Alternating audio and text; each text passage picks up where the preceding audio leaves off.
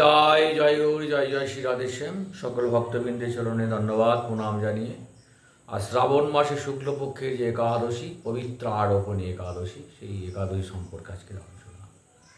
শ্রাবণ মাসে শুক্লপক্ষে এবার মহাদ্বাদশী পড়েছে। মহাদ্বাদশী ব্যঞ্জলি মহাদ্বাদশী পড়েছে। ব্যঞ্জলি মহাদ্বাদশী সম্পর্কে এর আগে বহুবার আলোচনা করেছি। আমরা সকলেই জানি, যারা একাদশী ব্রত পালন করেন, যে একাদশী 24টির সাথে সাথে 8টি মহাদ্বাদশী আছে।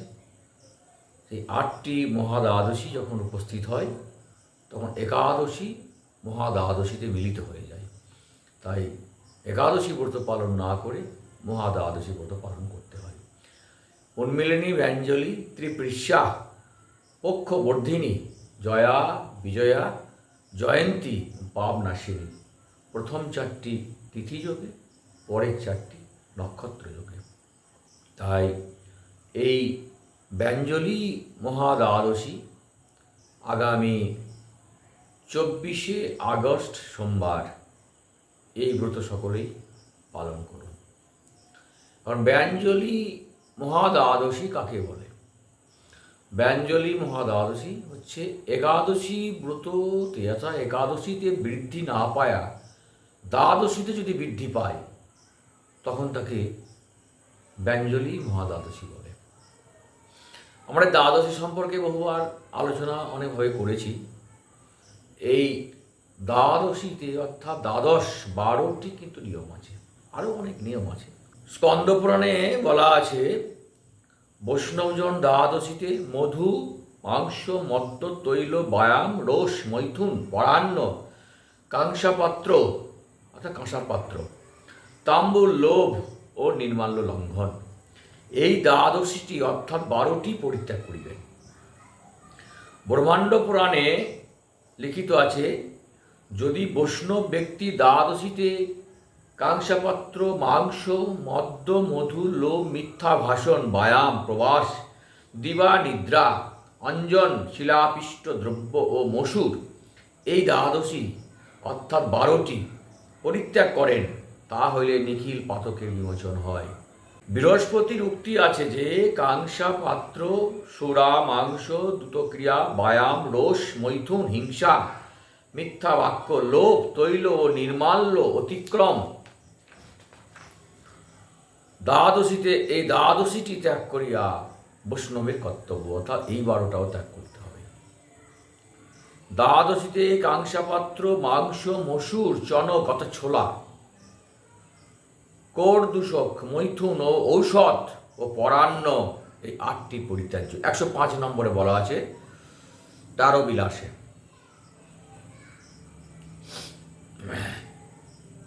তাই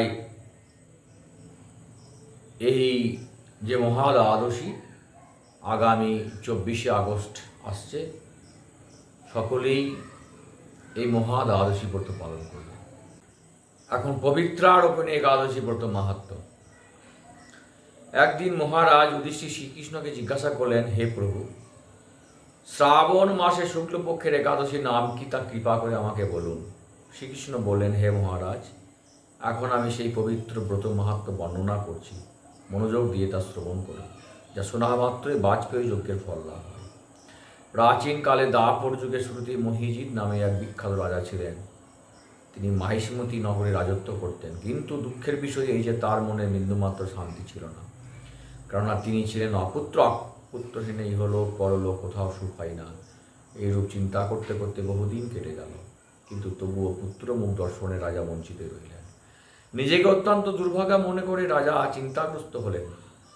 প্রজাদের সামনে গিয়ে বলতে লাগলেন, হে প্রজাবৃন্দ, তোমরা শোনো, আমি এই জন্মে তো কোনো পাপ কাজ করিনি, অন্যায়ভাবে আমার রাজকোষ বৃদ্ধি করিনি, ব্রাহ্মণ বা দেবতাদের সম্পদ কখনো গ্রহণ করিনি। উপরন্তু প্রজাদেরকে পুত্রের মতো পালন করেছি, ধর্ম অনুযায়ী পৃথিবীর শাসন করেছি, দুষ্টদের যথানুরূপ দণ্ড দিয়েছি, সজ্জন ব্যক্তিদের যথাযোগ্য সম্মান করতে কখনো অবহেলা করিনি। তাই হে ব্রাহ্মণগণ, এই প্রকার ধর্মপথ অবলম্বন করা সত্ত্বেও কেন আমার পুত্র লাভ হলো না, তা আপনারা কৃপা করে অনুসন্ধান করুন।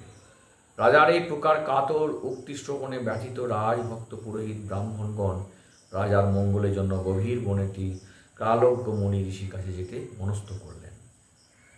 বনের মধ্যে ঋষিদের আশ্রম সকল দেখতে দেখতে তারা এক মুনির সন্ধান পেলেন। তিনি দীর্ঘায়ু, নীরব, নিরাহারে ঘোর তপস্যায় মগ্ন ছিলেন। সর্বশাস্ত্রে বিশারদ, ধর্মতত্ত্বজ্ঞ ও ত্রিকালজ্ঞ সেই মহামণি লোমশ নামে পরিচিত।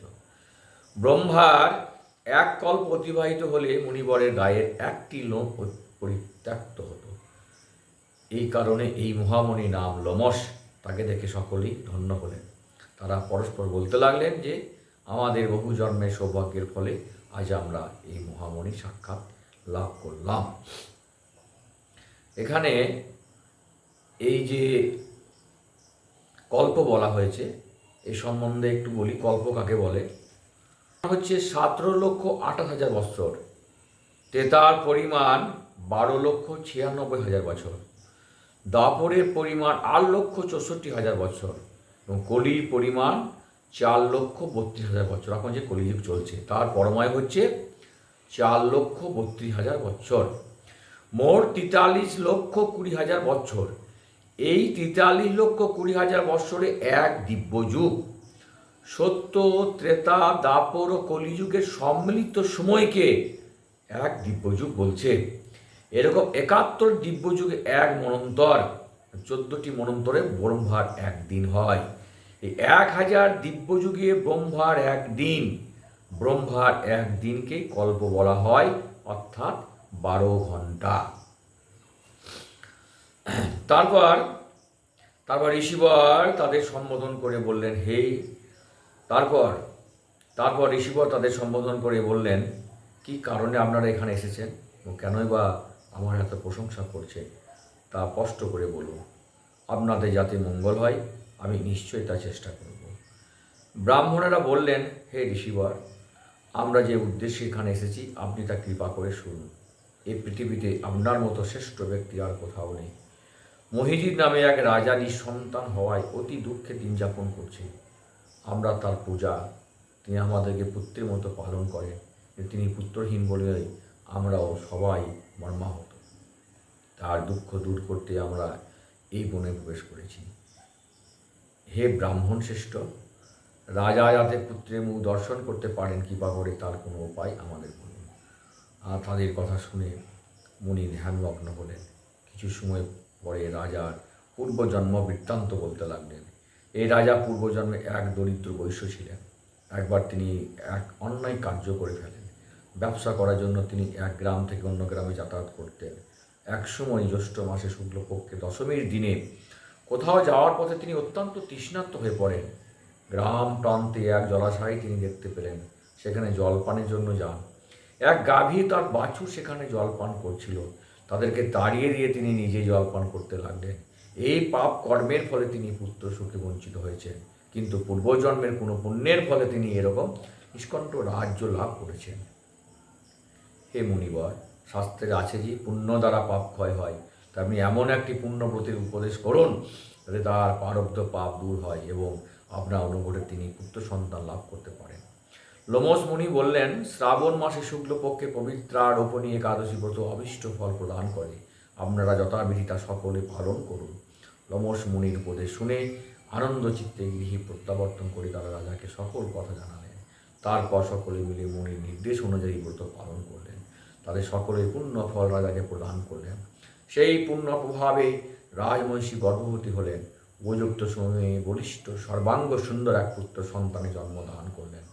ভবিষ্যত্তর পুরাণে এই ব্রত মাহাত্ম্য বর্ণনা করা হয়েছে।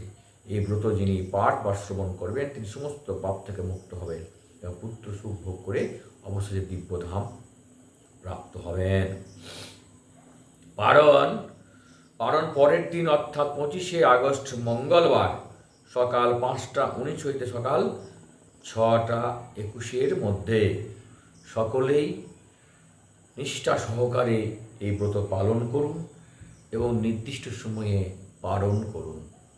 হরে কৃষ্ণ কৃষ্ণ কৃষ্ণ হরে হরে, হরে রাম রাম রাম হরে হরে, হরে কৃষ্ণ কৃষ্ণ কৃষ্ণ হরে হরে, হরে রাম রাম রাম হরে হরে, হরে কৃষ্ণ কৃষ্ণ কৃষ্ণ হরে হরে, হরে রাম রাম রাম হরে হরে। একাদশী মহারানী কি, একাদশী মহারানী।